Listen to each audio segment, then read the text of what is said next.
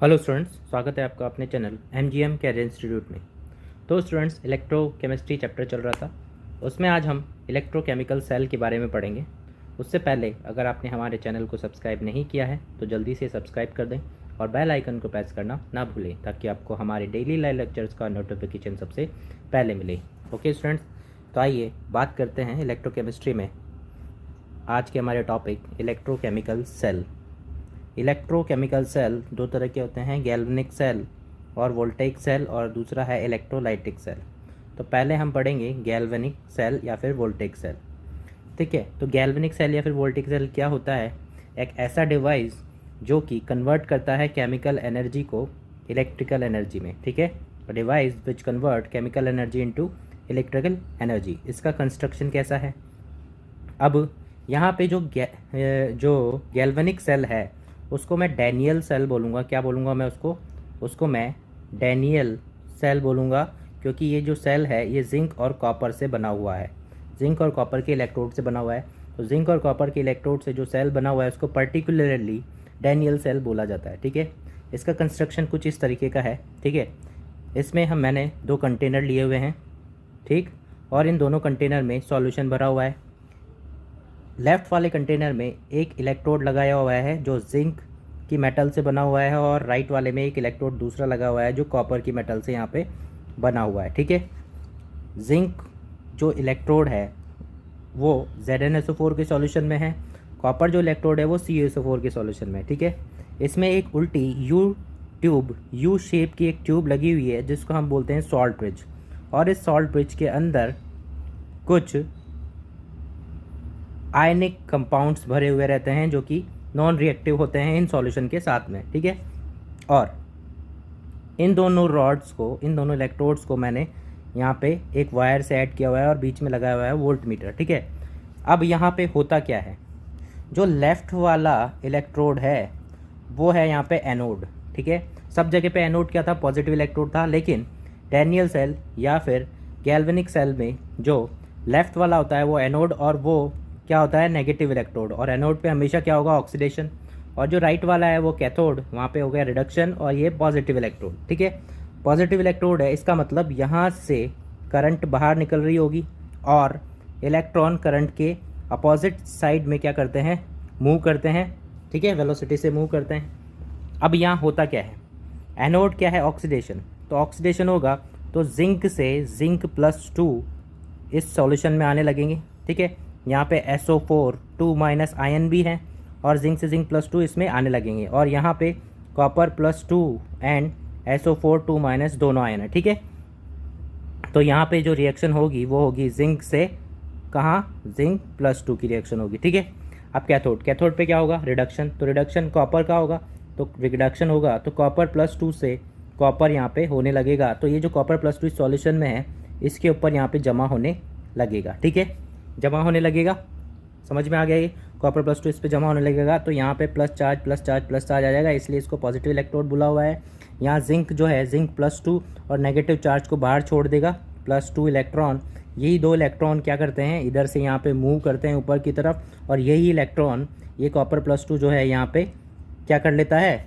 इसको एक्सेप्ट कर लेता है। तो जितने इलेक्ट्रॉन एनोड पे निकलते हैं वही इलेक्ट्रॉन यहाँ कैथोड पे क्या होते हैं? एक्सेप्ट किए जाते हैं। समझ में आ गया? अब ये सॉल्ट ब्रिज क्या काम करता है? ये सॉल्ट ब्रिज एक तो सर्किट को पूरा करने का काम करता है, और दूसरा यहाँ देखो, जो एनोड है वहाँ पे जिंक +2 की कंसंट्रेशन क्या हो रही है? बढ़ती जा रही है। जिंक +2 की कंसंट्रेशन बढ़ती जाएगी, और जो कैथोड है वहाँ पे कॉपर +2 तो कम हो जाएगा, और किसकी कंसंट्रेशन बढ़ती जाएगी? SO4 2- की कंसंट्रेशन बढ़ती जाएगी। तो ये तो बढ़ते बढ़ते जैसे जैसे सेल काम करेगा वैसे वैसे बढ़ती रहेगी। तो इसको कम करने के लिए यहाँ सॉल्ट ब्रिज में हम क्या डालते हैं? सपोज़ मैंने डाल दिया KNO3, तो KNO3 जो है क्या होगा? यहाँ पे जिंक +2 बढ़ रहा है, तो इस प्लस चार्ज को कम करने के लिए इस साइड पे एनोड की साइड पे क्या होगा? नेगेटिव चार्ज आने लगेंगे। तो यहाँ पे NO3- इस ट्यूब से यहाँ बाहर निकलने लगेंगे ZnNO3 के साथ मिलके ZnNO3 कंपाउंड यहाँ पे बना लेगा। यहाँ कैथोड में SO4 2- बढ़ने लगेगा, तो यहाँ पे क्या आएगा? इससे पॉजिटिव आयन इस साइड पे आएंगे, K+ आएगा और K2SO4 बना लेगा।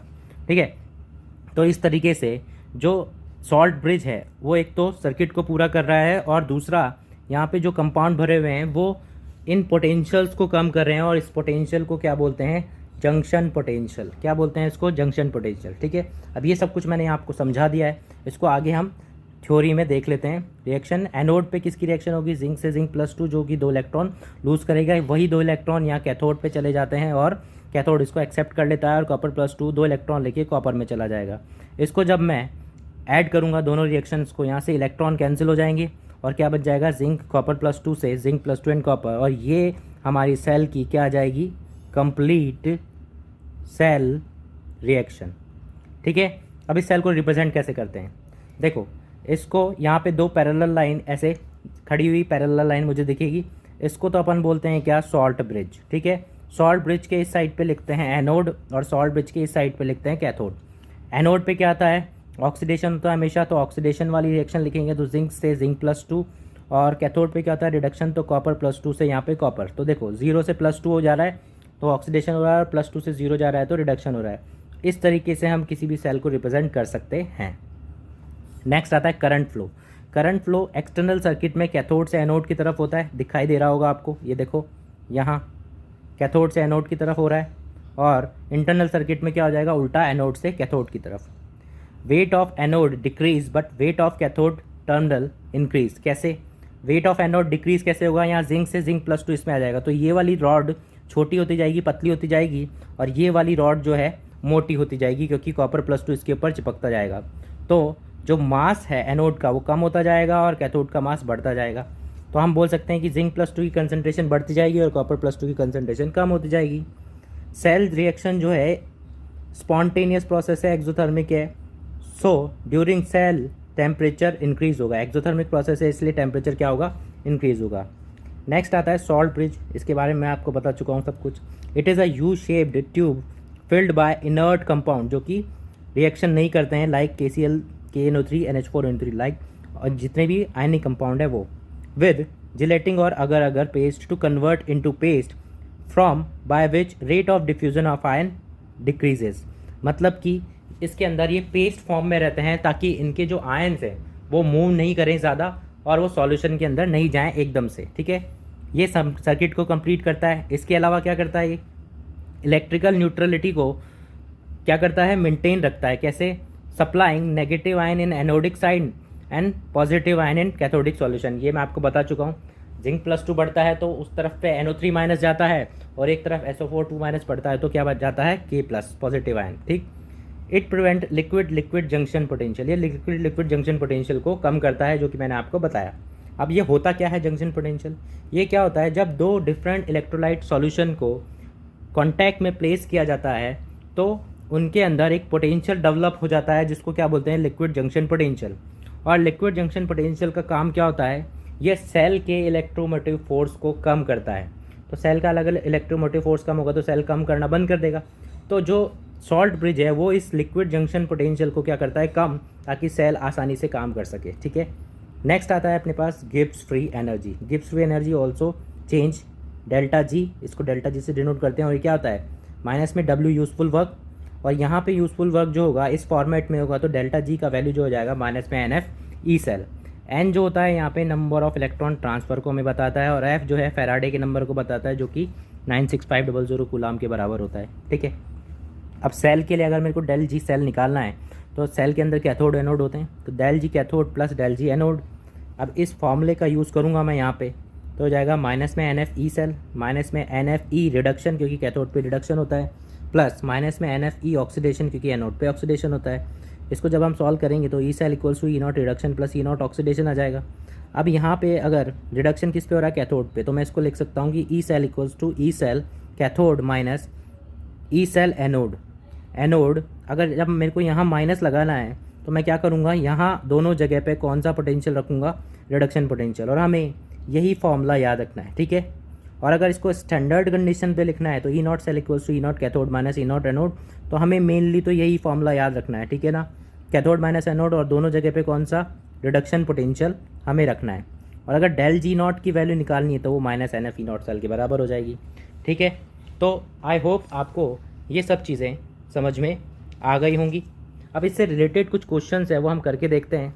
जैसे कि हमें एक सेल दी हुआ है एल्यूमिनियम से एल्यूमिनियम +3 शॉर्ट ब्रिज निकिल +2 से निकिल। और हमें निकिल से निकिल +2 ये ऑक्सीडेशन पोटेंशियल दे रखा है और एल्यूमिनियम +3 से एल्यूमिनियम ये रिडक्शन पोटेंशियल यहाँ पे दे रखा है। और हमें पूछा है E0 सेल और डेल G0 सेल हमें निकालना है। ठीक है, तो E0 सेल के लिए सबसे पहले तो मैं रिएक्शन लिख लेता हूँ। एल्यूमिनियम से एल्यूमिनियम +3, ये क्या है, एनोड पे है, तो एनोड पे तो क्या होता है, ऑक्सीडेशन। तो एल्यूमिनियम से एल्यूमिनियम +3 इलेक्ट्रॉन, और कैथोड पे रिडक्शन, तो निकिल +2 2 इलेक्ट्रॉन लेके किस में चला जाएगा, निकिल में। अब यहाँ पे इलेक्ट्रॉन सेम नहीं है, इसलिए मल्टीप्लाई करना पड़ेगा 2 से, और इसको मल्टीप्लाई करने का पड़ेगा 3 से। रिएक्शन को लिखेंगे टोटल, तो ये हो जाएगी 2 एल्यूमिनियम 3 निकिल +2 से 2 एल्यूमिनियम +3 निकिल। ये रिएक्शन है। इसके लिए मुझे E0 सेल निकालना है। सबसे पहले E0 सेल निकालूंगा, तो E0 सेल इक्वल्स टू हो जाएगा E0 cathode minus E0 anode, और दोनों जगह पे क्या, रिडक्शन पोटेंशियल। कैथोड कहाँ है, कैथोड किसका बना हुआ है, निकिल का, तो निकिल का रिडक्शन पोटेंशियल, हमें ऑक्सीडेशन पोटेंशियल दे रखा है, तो रिडक्शन पोटेंशियल नेगेटिव हो जाएगा, तो माइनस में 0.25। ठीक है, तो ये हो जाएगा माइनस में 0.25 माइनस। एनोड तो माइनस में पहले से दे रखा है, तो माइनस में 1.66। इसको सॉल्व करूँगा तो ये हो जाएगा 1.4 वोल्ट। ये हो गया अपना E0। ठीक है, अब अपने को क्या निकालना था, एक तो E0 सेल निकालना था और एक डेल जी। तो डेल G0 क्या हो जाएगा, माइनस में NF E0 सेल। N कितना आएगा, यहाँ पे 6 इलेक्ट्रॉन कट रहे थे, तो N की वैल्यू आ गई 6।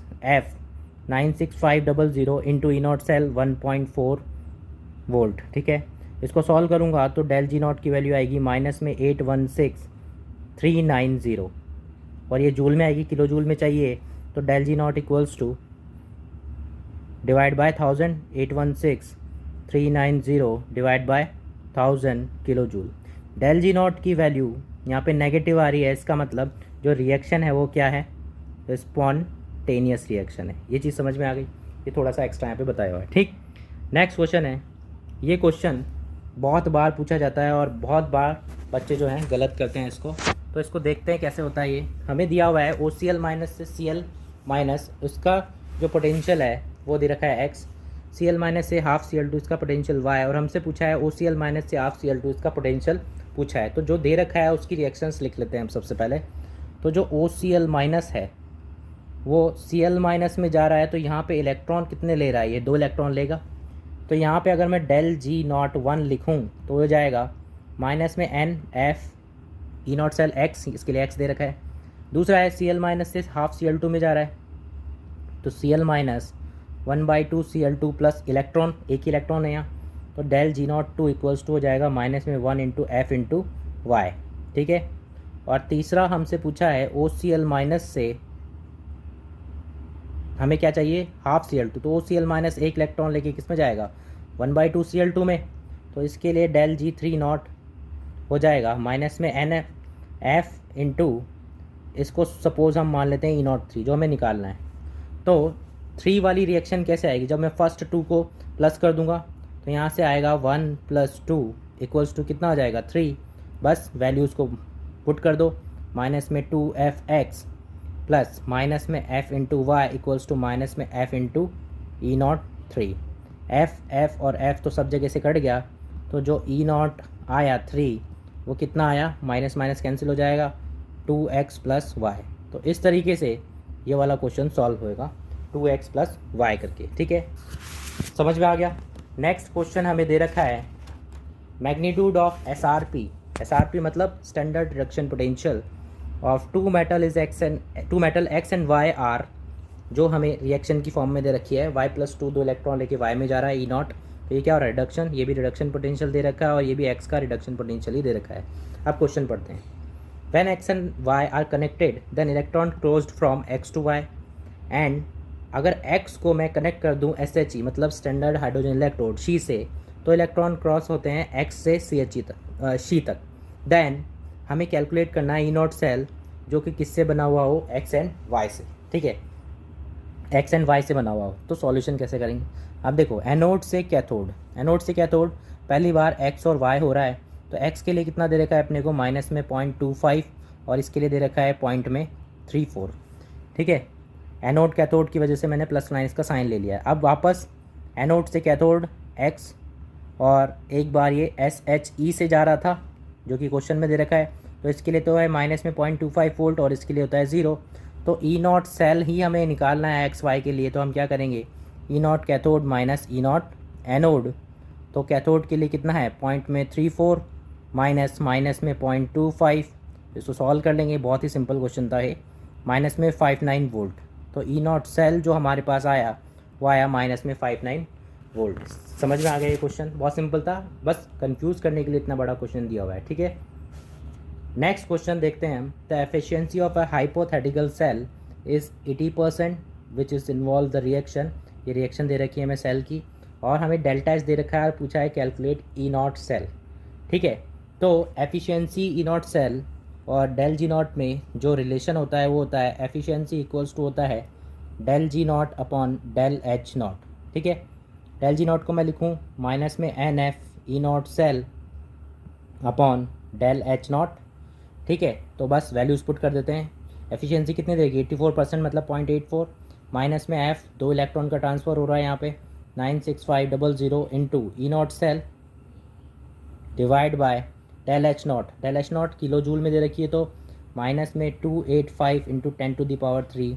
यहाँ से हम ई नॉट सेल कैलकुलेट कर सकते हैं, ये कैलकुलेशन आप खुद कर सकते हैं, ठीक है। तो ई नॉट सेल जो है वो आ गया माइनस में 0.84 minus 285 into 10⁻3 divide by minus में 2 इंटू 96500, ठीक है। और इसको कैलकुलेट करेंगे तो अपने पास ई नॉट सेल की वैल्यू निकल के आ जाएगी। ओके स्टूडेंट्स, तो आई होप आपको आज का लेक्चर समझ में आया होगा। इसके आगे का चैप्टर हम नेक्स्ट वीडियो में कंप्लीट करेंगे, ठीक है। Thank you.